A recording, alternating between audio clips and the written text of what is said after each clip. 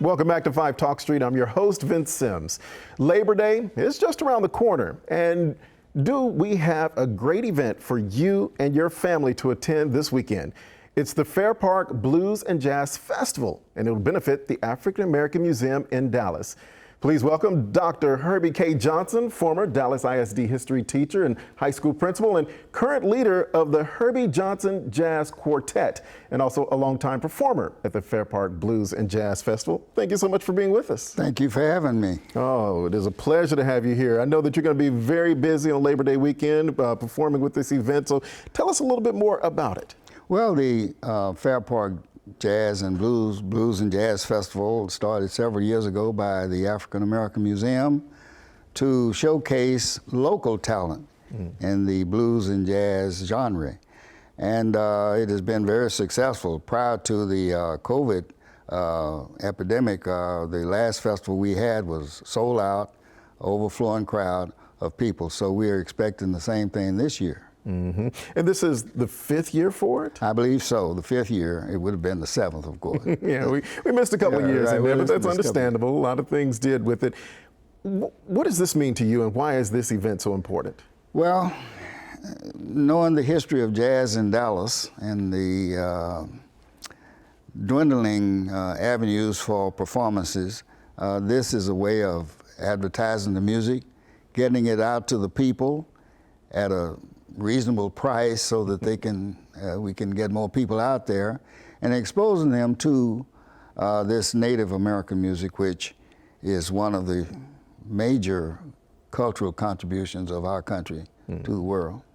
As you talk about that, the history of jazz and the genre here in our area, our city, give us a little bit about that history. People may not know and understand. Well, one thing people may not know is that one of the founders of modern jazz, Charlie Yardbird Parker, one of his mentors was a man from Dallas by the name of Buster Smith. Henry Buster Smith played in Kansas City with Count Basie and the Kansas City Blue Devils organization. And when Count took the band to New York, Buster came back to Dallas and subsequently went to New York.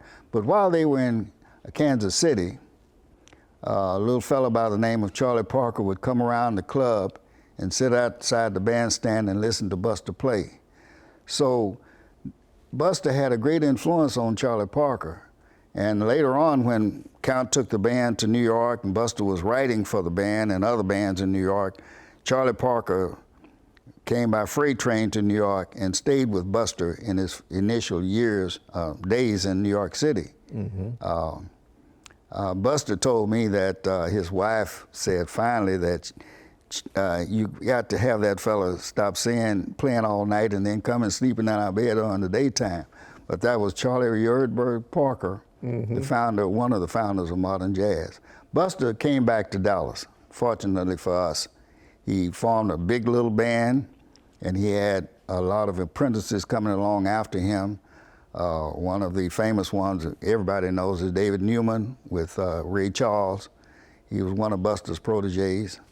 I got to play with Buster in his later years when he was playing piano.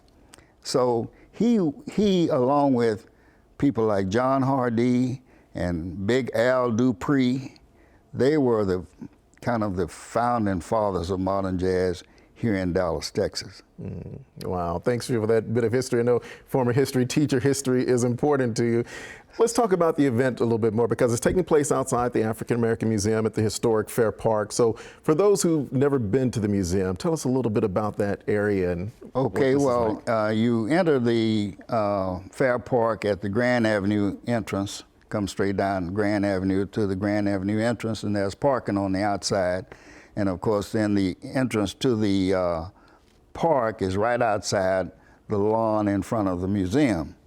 So patrons are encouraged to bring their chairs and lawn chairs or blankets. And there are food trucks, all kinds of goodies available for the patrons. So it's a relaxed atmosphere, more like the regular jazz festival. The difference is that it's in Dallas and it's involving local musicians. So we'll have a wide variety of music. Ariel Griffin with his Strictly Blues Band, and of course my band, and Rob Hobart, mahogany, neo soul, blues, jazz, and everything in between. All right. Well, Dr. Johnson, thanks so much for sharing with us today. We're certainly looking forward to the event and can't wait to see it. Thank you for having me, and Channel 5 and Telemundo for publicizing our event. Yes, sir. You are welcome. I want to let you know, if you would like to go to the Fair Park Blues and Jazz Festival, just visit the Dallas African American Museum's website at aamdallas.org.